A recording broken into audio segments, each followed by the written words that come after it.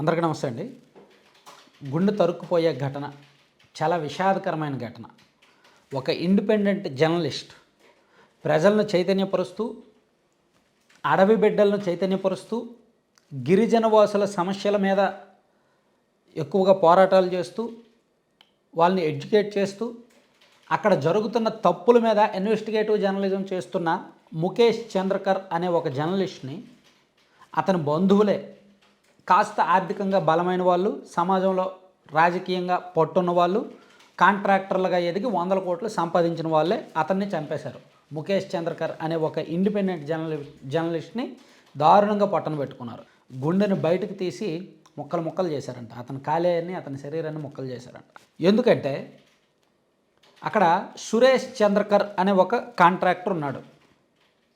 అతను దాదాపుగా 50 కోట్ల అంచనాలతో ఒక రోడ్డు కాంట్రాక్ట్ తీసుకొని సుమారుగా 120 కోట్లు బిల్లులు తీసుకున్నప్పటికీ ఆ రోడ్డు రోడ్డు క్వాలిటీ బాగాలేదు. దాంతో అతను మొన్న డిసెంబర్ మంత్ ఎండింగ్లో ఒక వీడియో చేశాడు.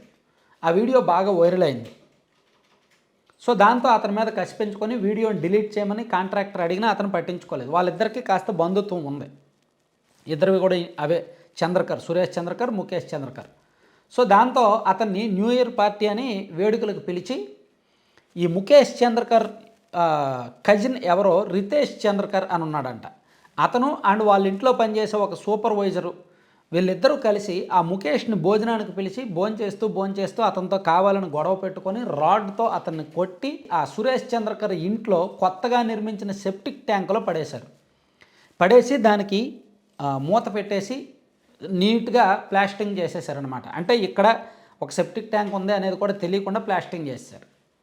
దాంతో అతను మిస్ అయ్యాడు అని చెప్పి అతని కజిన్, ముఖేష్ చంద్రకర్ యొక్క కజిన్ పోలీసులకు ఫిర్యాదు చేశాడు. జనవరి 1వ తేదీ న్యూ ఇయర్ రోజు ఫిర్యాదు చేయడంతో పోలీసులు దీని మీద ఇన్వెస్టిగేట్ చేసి అతను ఏమేమి వీడియోస్ చేశాడు, ప్రీవియస్ వీడియోస్ ఏంటి, దానివలన అతనికి వచ్చిన అతని సర్కిల్ ద్వారా తెలుసుకొని సురేష్ చంద్రకర్ పాత్ర ఉందేమోనని అనుమానించి అతని ఇంటి చుట్టుపక్కల పరిశీలించి కాస్త ఈ సెప్టిక్ ట్యాంక్ దగ్గర ఫ్రెష్గా కట్టినట్టు ఉండటంతో అనుమానం వచ్చి అది తీసి ఓపెన్ చేస్తే దానిలో ఇవన్నీ బయటకు వచ్చాయి. దాంతో సురేష్ చంద్రకర్ని అండ్ అతని భార్యని ప్లస్ ఈ రితేష్ చంద్రకర్ అనే వ్యక్తిని, అలాగే మహేంద్ర అనే సూపర్వైజర్ని ప్లస్ ఇంకో యోగేష్ అనేవాడిని మొత్తం 5గురిని అరెస్ట్ చేశారనమాట పోలీసులు. ఇది చాలా దారుణమైన ఘటన. ఛత్తీస్గఢ్ రాష్ట్రం కాస్త వెనుకబడిన ప్రాంతం. ఇక్కడ గిరిజన ప్రాంతాలు ఎక్కువ, అటవీ ప్రాంతాలు ఎక్కువ, మావోయిస్టు ప్రభావిత ప్రాంతాలు ఎక్కువ. సో ఇతను కూడా ఆ ప్రాంతానికి చెందినవాడే.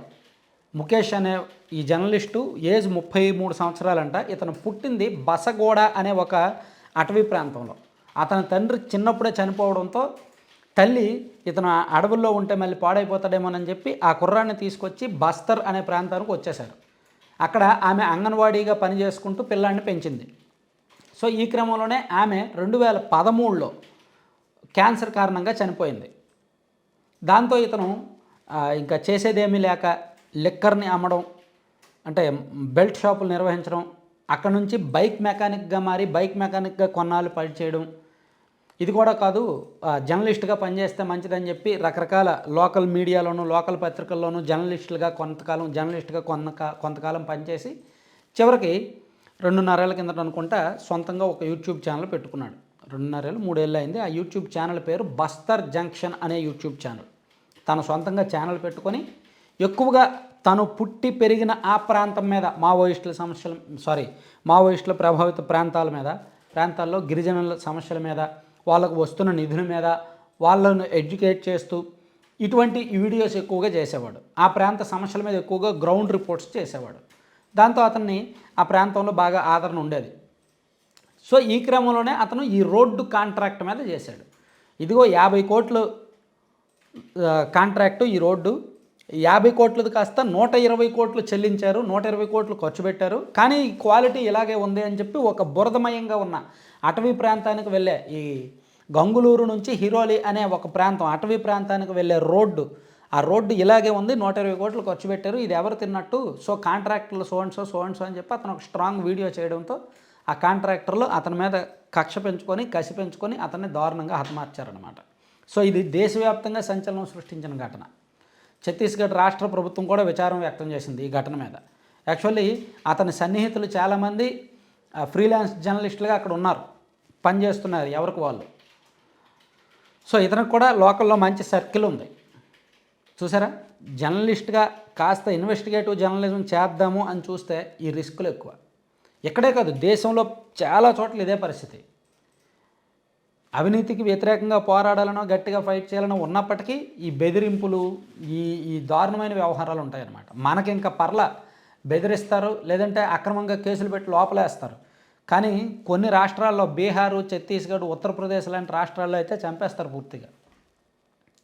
సో ఆ కల్చర్ చాలా చెత్త కల్చర్ అనమాట. ఇప్పటికీ కొన్ని రాష్ట్రాల్లో అలాగే ఉంది. అదే మన దగ్గర అనుకో ఏదో ఒక తప్పుడు కేసు పెడతారు, అక్రమ కేసులు పెడతారు.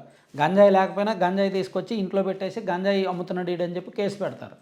మద్యం లేకపోయినా మద్యం ఏదో తీసుకొచ్చి వీళ్ళ ఇంట్లో బెల్ట్ షాపులు పెడుతున్నారని అక్రమంగా కేసు పెడతారు, నాన్ బెయిలబుల్ సెక్షన్లో పెడతారు. ఏదో ఒక ఎస్సీ చేత అట్రాసిటీ కేసు పెట్టించి లోపలేస్తారు. మన దగ్గర అలా జరుగుద్ది. మన దగ్గర జర్నలిస్టులని అనగదొక్కడానికి, జర్నలిస్ట్ ఎటువంటి ఏదైనా ఇన్వెస్టిగేటివ్ జర్నలిజం వార్తలు చేస్తే అట్లా చేస్తారనమాట. సో ఇతర రాష్ట్రాల్లో అయితే ఈ ట్రీట్మెంట్ ఉంటుంది, ఇంత దారుణంగా ఉంటుంది. సో ఇప్పటికే యాక్చువల్లీ మీడియా అనేది లేదు, స్వేచ్ఛగా లేదు. ఆల్మోస్ట్ 99.99% మీడియా ఛానల్ అన్నీ కూడా ఏదో ఒక నాయకుడికో ఎవరికో వాళ్ళ కింద పనిచేయాల్సిన పరిస్థితి ఉంది. ఇండివిజువల్గా ఇండిపెండెంట్గా ఎవరైనా జర్నలిస్ట్ ఎదిగినప్పటికీ ఎంత క్లోజ్ అయిన వాళ్ళు అయినా సరే పలానా లోపం జరుగుతుంది అని చెప్పినా యాక్సెప్ట్ చేయరు, పలానా తప్పు జరుగుతుంది అని చెప్పినా యాక్సెప్ట్ చేయరు. తప్పులు జరుగుతాయి, లోపాలు జరుగుతాయి, దాన్ని చెప్పేలోగా వాళ్ళకు కోపాలు వచ్చేస్తాయి, వాళ్ళ పవర్ని యూజ్ చేస్తారనమాట. సో సమాజం మన దేశంలో ఎక్కువగా ఈ ఘటనలు ఉన్నాయి. సో దీనికి అడ్డుకట్ట పడాలి అంటే యాక్చువల్లీ అంటే ఇండిపెండెంట్ జర్నలిస్టులు ఈ పేరుతో కొంతమంది చిల్లర బ్యాచ్ కూడా తయారవుతుంది. సో అందులో అటువంటి వాళ్ళని కూడా కట్టడి చేయాలి. అందుకే ఈ జర్నలిజము, మీడియా, జర్నలిస్టులు ఈ వ్యవస్థ అంతా కూడా ఒక రకంగా మంచి ఉంది, చెడు ఉంది. మంచి కంటే చెడే ఎక్కువ ఉంది. ప్రతి దానిలో కూడా అంతే. సోషల్ మీడియాలో కూడా మంచి ఉంది, చెడు ఉంది. మంచి కంటే చెడే ఎక్కువ ఉంటుంది. సో దీనిలో కూడా ఇండిపెండెంట్ జర్నలిస్టులు, ఇండివిజువల్ జర్నలిస్టులు, ఇప్పుడు యూట్యూబ్ ఛానల్స్ అంటే మనకి ఎన్ని లేవు. యూట్యూబ్ ఛానల్లో జర్నలిస్టులు ఎంతమంది లేరు. నేను ఒక యూట్యూబ్ ఛానల్ జర్నలిస్ట్ని. కాకపోతే మన కంటెంట్, మన స్టైల్ ఆఫ్ కంటెంట్ వేరు. గ్రౌండ్ రిపోర్ట్స్, ఇన్వెస్టిగేటివ్ జర్నలిజం జోలికి మనం ఇప్పుడు వరకు వెళ్ళలేదు. మనం నేను ఓన్లీ 99% వీడియోలన్నీ కూడా స్టూడియోలో కూర్చొని అనాలిసిస్ అంటే విశ్లేషణలు మాత్రమే చేస్తుంటా. కొంతమంది జర్నలిస్టులు ఇంటర్వ్యూలకు పరిమితం అవుతారు, కొంతమంది జర్నలిస్టులు విశ్లేషణలకు పరిమితం అవుతారు, కొంతమంది జర్నలిస్టులు గ్రౌండ్ రిపోర్ట్స్ చేస్తారు, కొంతమంది జర్నలిస్టులు ఇన్వెస్టిగేటివ్ జర్నలిజం మాత్రమే చేస్తారు. జర్నలిస్టులో ఒక్కొక్కరిది ఒక్కో పంథం ఉంటుంది. సో కొంతమంది ఒక్కొక్కరు ఒక్కో దానిలో స్పెషల్గా ఉంటారనమాట. మేబీ అందరికీ అన్నిట్లో స్కిల్స్ ఉండొచ్చు కాక, కానీ వాళ్ళు పాపులర్ అయ్యేది, బాగా ఎస్టాబ్లిష్ అయ్యేది కొన్ని అంశాల్లోనే ఉంటారు. సో చివరికి ఈ ముఖేష్ అనే ఈ కథ విన్నప్పుడు మాత్రం కొంచెం ఇబ్బందికరంగా అనిపించింది. అంటే కాస్త చెలించిపోయిన అతని స్టోరీ అంతా చదివిన తర్వాత. చిన్నప్పుడు తండ్రి చనిపోవడం, పెద్దయ్యాక తల్లి చనిపోవడం, అతను బెల్ట్ షాప్ పెట్టుకోవడం, తర్వాత బైక్ మెకానిక్గా మారడం, ఫ్రీలాన్స్ జర్నలిస్ట్గా ఎదగడం, పెద్ద పెద్ద ఛానల్స్లో పనిచేయడం, చివరికి సొంతంగా యూట్యూబ్ ఛానల్ పెట్టుకోవడం, నెలకు ₹1,00,000 1,50,000 సంపాదిస్తున్నాను అనుకున్న దశలో, వ్యూస్ బాగానే వస్తున్నాయి అనుకునే దశలో బెదిరింపులు ఎదుర్కోవడం, కేసులు ఎదుర్కోవడం, చివరికి ఇలా చనిపోవడం, ఈ స్టోరీ అంతా కొంచెం విషాదకరంగానే ఉంది.